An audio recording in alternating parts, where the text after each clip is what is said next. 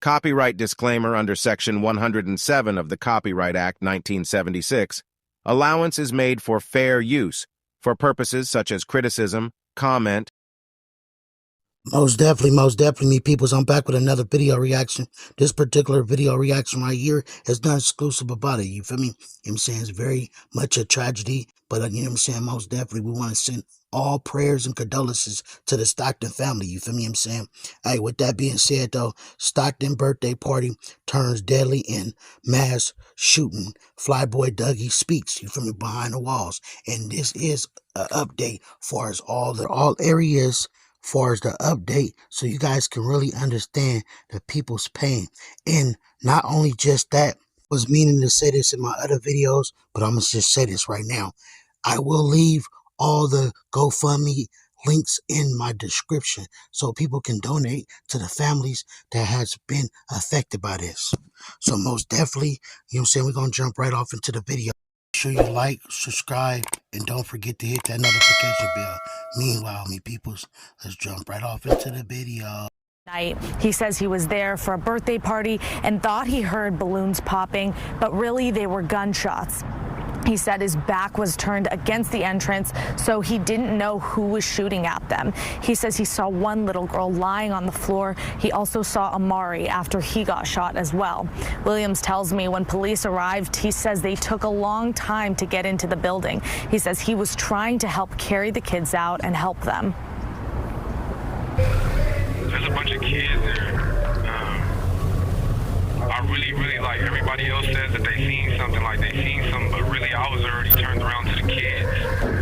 So I just heard shots. So I was turned around to the kids. I just started to run after all the kids that I seen fall.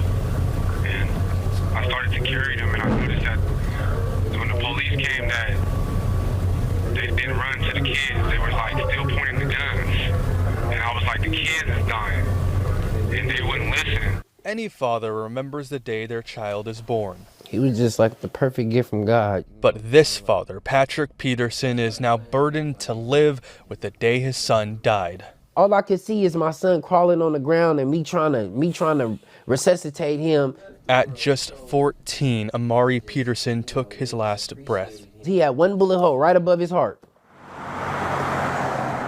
Amari and his family, a few of the dozens on Saturday who were just trying to celebrate the birthday of a 2-year-old.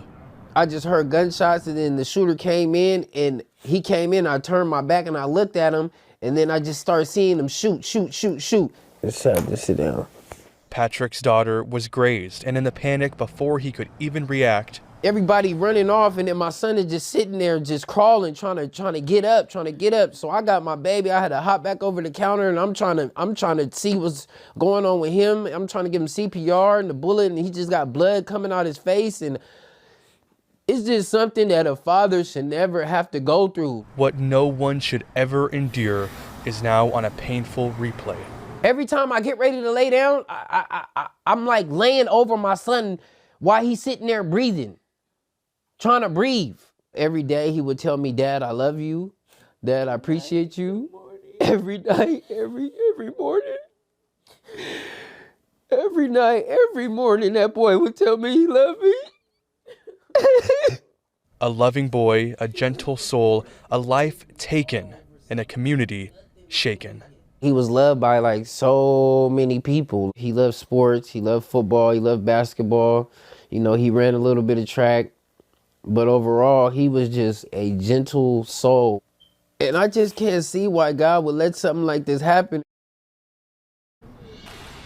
And that is the question that so many people are asking tonight. Why did this happen? Right now, we don't know the answer. Investigators say they're working on it. Now that y'all guys got to see the father, you know what I'm saying, hurt, and also the dude speak from behind the walls, you feel me? I want you guys to be able to understand this.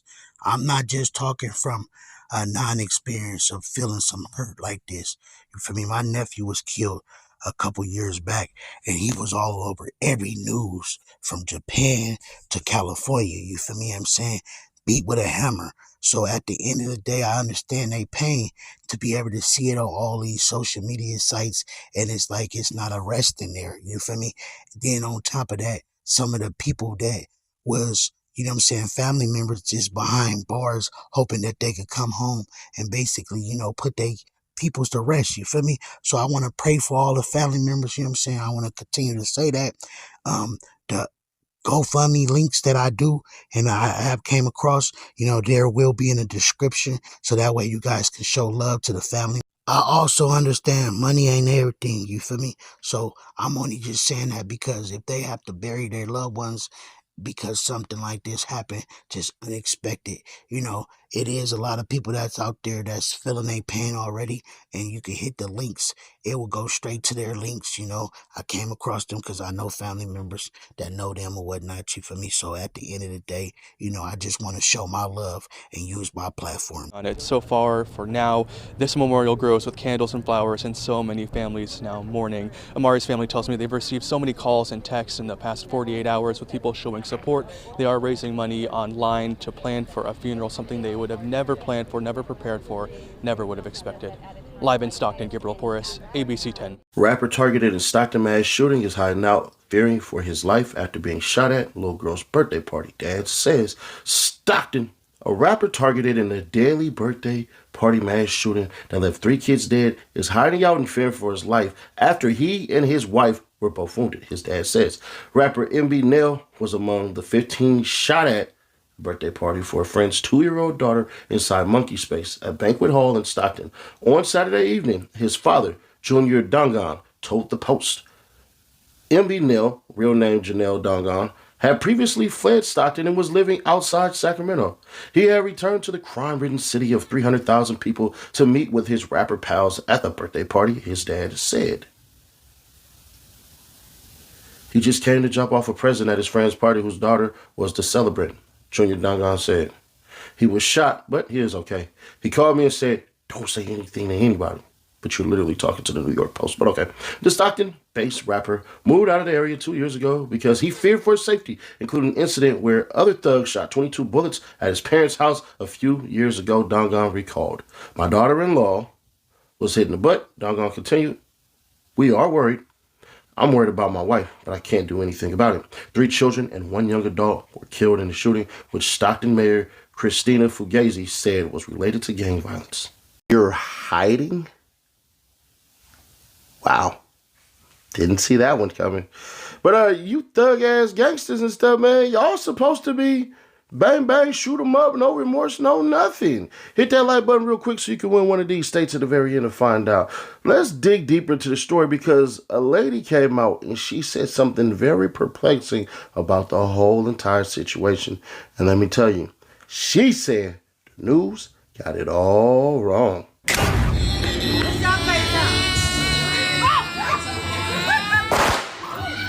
Okay, so I don't really come on the internet, but this mass shooting shit in Stockton has really got me so first of all, being invited there, I mean, it was a wonderful party, but I just don't feel like the news is just being honest, being in there and not knowing whether you gonna make it out. And here's the thing, like, you know, you're having a gathering, you done had a couple of drinks and stuff, so you don't really process what's going on, okay? So shots rang out. At first you think it's like balloons or whatever, and then all of a sudden you realize the second round of shots that's coming in, these ain't no normal guns. Like, they in here lighting shit up, and it was an open, like, banquet hall, so there is nowhere to run. There is nowhere to hide. You don't know whether you... And I remember thinking that, like, we ain't finna make it out this motherfucker. My kids, like, bro, there was so many dead bodies, bro. The news is not being honest. They're not being honest. It was the kids for me. It was the kids. My daughter was doing CPR on that little boy who died. She said his dad kept asking, "Is he gone?" I couldn't even imagine not coming back home with my mom. I've never seen so many dead bodies, lifeless bodies. I don't know. I know for a fact I saw like a 5-year-old or a 6-year-old girl girl, and she was lifeless. I ain't hear the news say nothing about that. I was helping my daughter tie up people's legs. They had been shot in the legs. There was another dead body on the back porch, and he was all twisted up.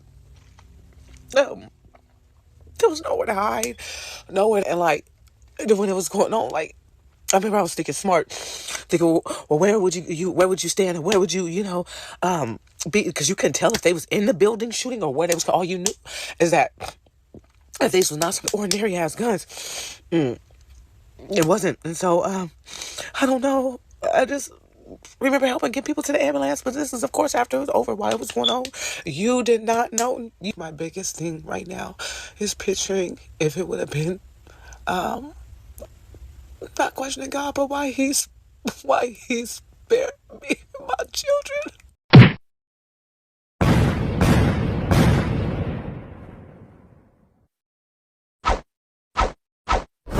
Honcho, I was rich then, but you ain't even know it like Rocco. We don't keep score, we just keep on scoring.